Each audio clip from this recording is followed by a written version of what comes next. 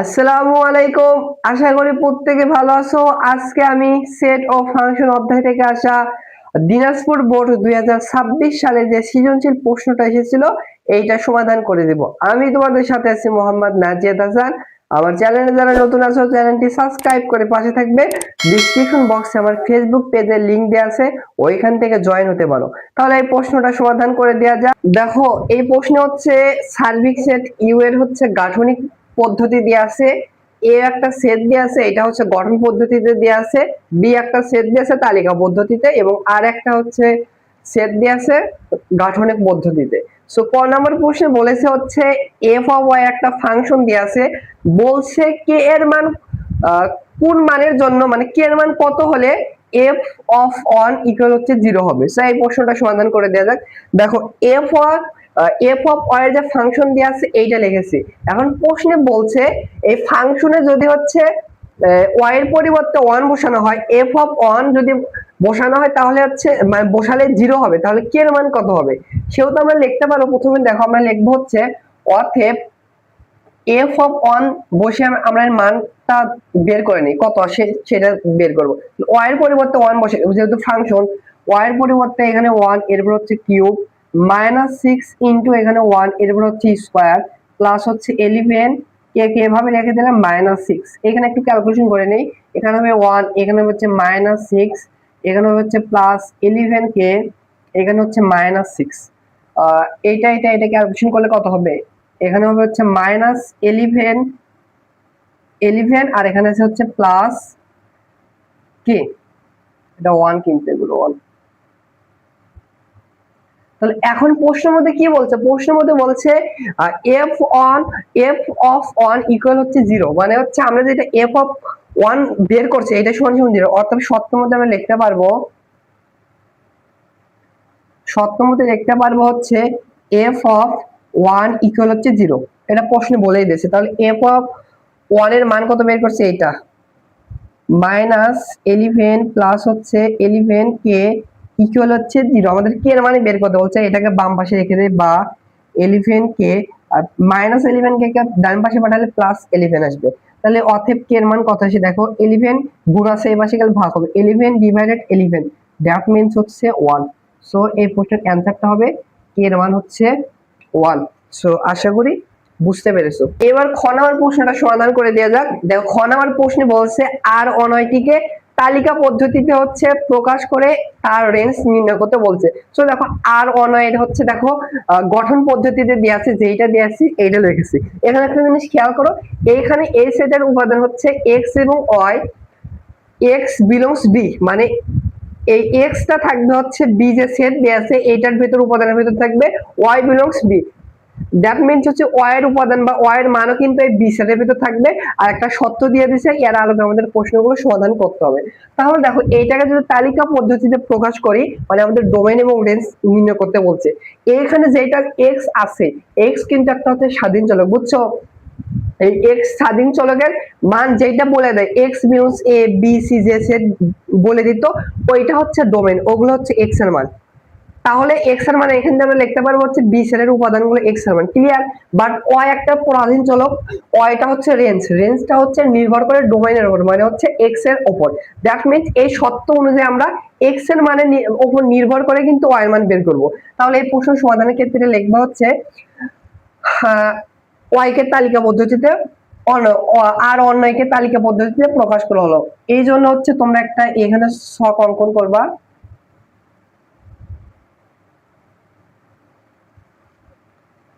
এখানে কয়টা ঘর? 1 2 3 4, চারটা ঘর, 5টা ঘর অঙ্কন করবে। 1 2 3 4 5। এটা হচ্ছে এক্স এর মান, এটা আসবে হচ্ছে ওয়াই এর মান।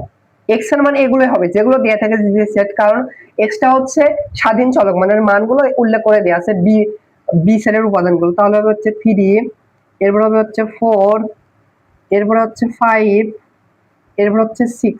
বাট ওয়াই কি বলছে? ওয়াই একটা পরাধীন চলক, এক্স এর মানের পরে নির্ভর করে, এই মানের উপর নির্ভর করে। সো লেখবা হচ্ছে এক্স এর, এখানে একটু লেখবা হচ্ছে ওয়াই এর বিভিন্ন মানের জন্য এই শর্ত অনুযায়ী পাই, এই শর্তটা আমি এখানে লিখি। আর এই শর্তটা অবশ্যই যেহেতু ওয়াই এর মান বের করব, ওয়াই কে বাম পাশে রাখবো আর সবগুলোকে ডান পাশে পাঠাবো। ওয়াই কে যদি বাম পাশে আনি তাহলে হবে হচ্ছে এক্স, প্লাস 1, একটু আড়াআড়ি গুণ মানে পক্ষান্তর করবো, এটাকে এই পাশে করে পক্ষান্তর করবো, আমি একবারে লিখছি। তাহলে দেখো এইবার আমরা যদি x এর মানগুলো এখানে বসাই তাহলে y এর মান পাবো। x এর মান যদি এখানে 3 বসাই তাহলে দেখো 3 প্লাস হচ্ছে 1, 3 প্লাস 1 কত হয় 4, তাহলে 3x এর মানের জন্য y এর মান পাইলাম 4।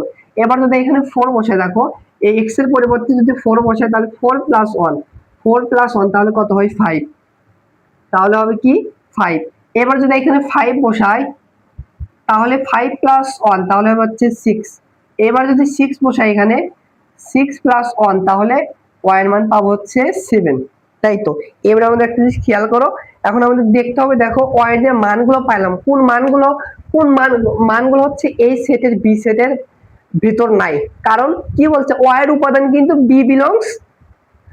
y belongs b, মানে b এর উপাদানগুলো কিন্তু এই a b সেটের ভিতরে থাকতে হবে। এখন একটা জিনিস খেয়াল করো, এখানে হচ্ছে দেখো কোনটা কোনটা, এখানে দেখো হচ্ছে 4 এর ভিতর আছে, 5 এখানে আছে, 6 বি সেটের ভিতর আছে, বাট এই 7 কি ভালোভাবে খেয়াল করো তো বি সেটের ভিতর আছে, বি সেটের ভিতর নাই।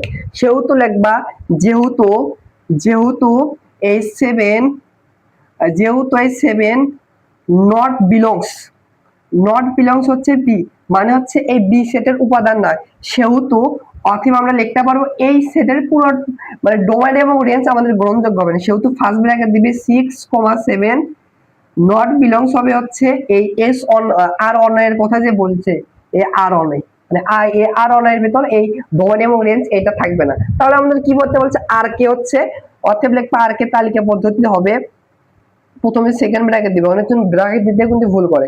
এরপরে হচ্ছে এই ডোমেইন এবং রেঞ্জ হবে 3, হচ্ছে 4 হবে, এরপরে হচ্ছে 4,5 হবে, 4, হচ্ছে 5 হবে, এরপরে হচ্ছে 5,6 হবে, 5, হচ্ছে 6 হবে, পরবর্তীতে শেষে হচ্ছে সেকেন্ড ব্র্যাকেট দ্বারা ক্লোজ করে দিবে। এইটা একটা অ্যানসার, এটা হচ্ছে একটা অ্যানসার।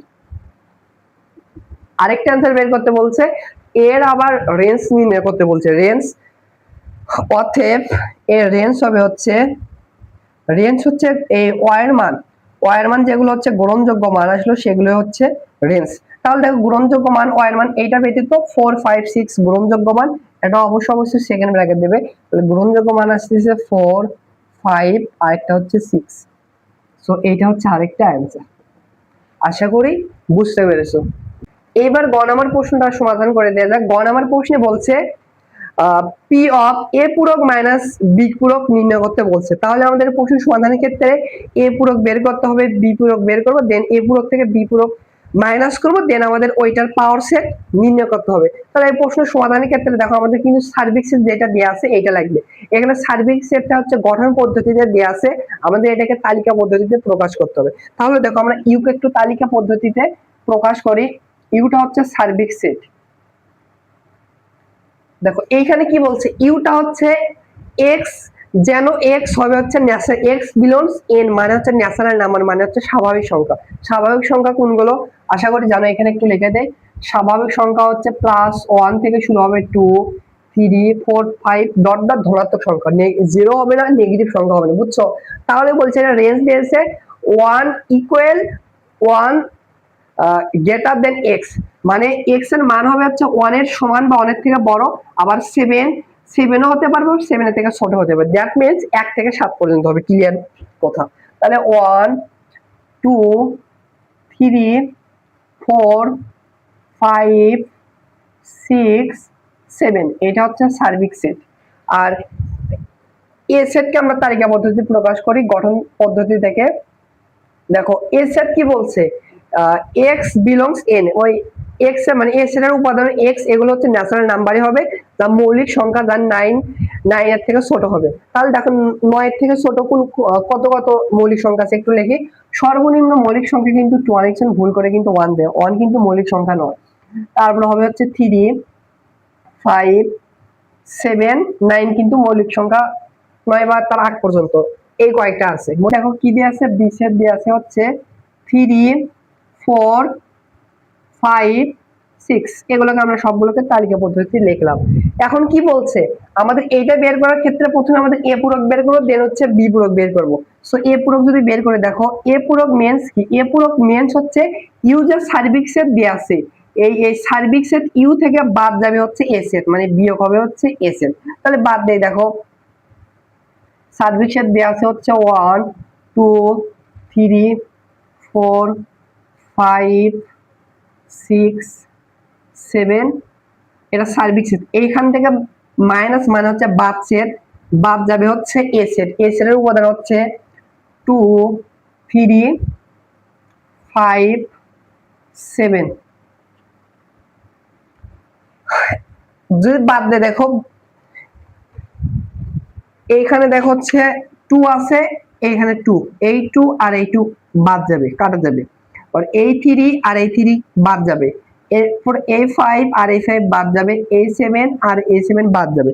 অবশ্যই দেখো এই বাম পাশে কি আছে, অবশ্যই আমাদের বাম পাশে গুলো খালি নিতে হবে।